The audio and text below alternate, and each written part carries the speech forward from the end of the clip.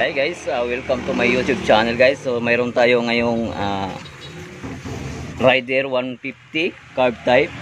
Magagawa tayo ng battery operated ng kanyang headlight kasi gusto ng may-ari lagyan ng switch katulad nito.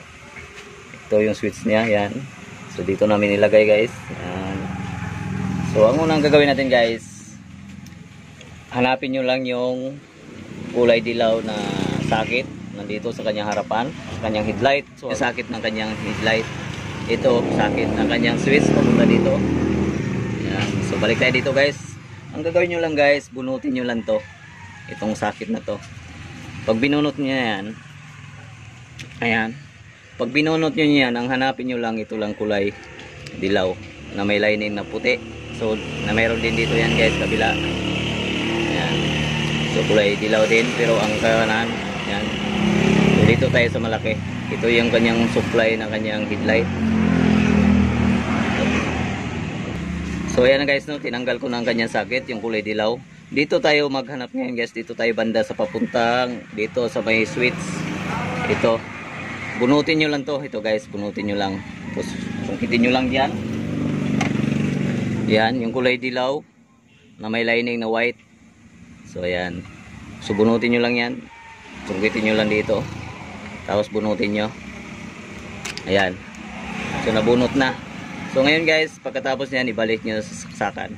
Di na natin kailangan yung ano na yan. Ito lang yung kailangan natin na wire. Papunta dito sa kanyang high and low. Balik na ito guys. Balakan natin. Yan lang nagpupit na.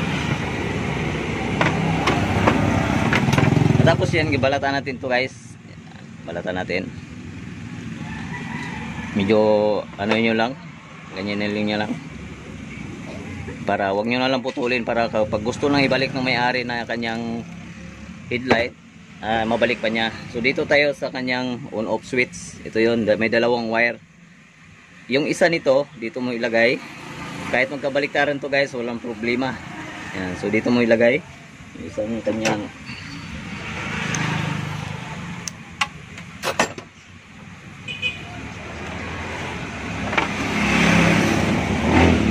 Dito tayo.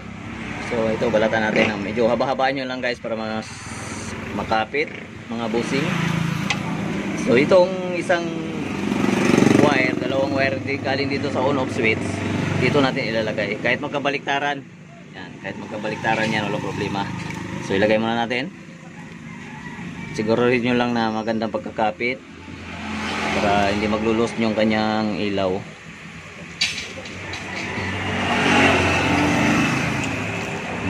Sundan nyo ha, yung wire na papunta dito, yung isang wire na galing dito sa on-off switch, yan, sila ang magsama. Silang dalawang magsama. Ito pa natin. So next natin, mayroon pa tayong isang natitirang wire, yung galing sa on-off switch. Dito naman natin siya ilalagay. Hanapin nyo lang itong kulay green. Kulay green na sakit na galing dito sa susian. May dalawang wire. Yan, may kulay red at saka kulay orange. Yan. So itong natitirang wire nang galing sa on-off switch, dito natin siya ilalagay. Dito natin siya ilalagay sa accessories wire ng kanyang harness galing sa susian. Kahit hindi galing sa susian guys, kung mayroon kayong makikita dito kulay orange, yan. Yan ang ECC wire ng Rider 150. So ayan mga busing, lagay na natin itong natitira. Dito natin ilalagay. Ayan. Dito natin ilalagay sa kulay orange na wire nang galing mismo sa susian. Yun ang kanyang accessories wire. Ayan, so ikabit na natin.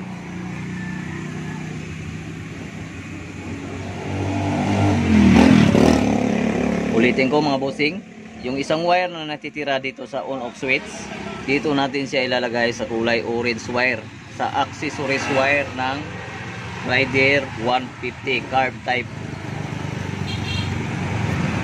Katapos natin kung anong mga busing, tipa natin. Yan. Oh, muna muna. Push. Ayan mga boss, no?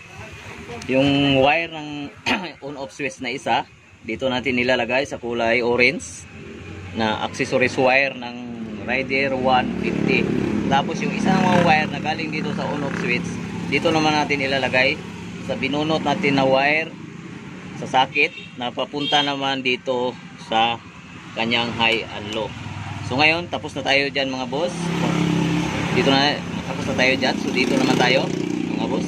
Subukan na natin yung kanyang ilaw kung nagana. So ito kanyang headlight. Ayan mga boss. So kakabit muna natin.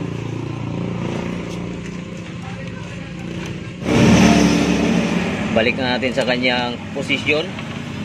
So ayan. So natin ang susi. Tapos natin yung ayan. So umilaw na mga boss.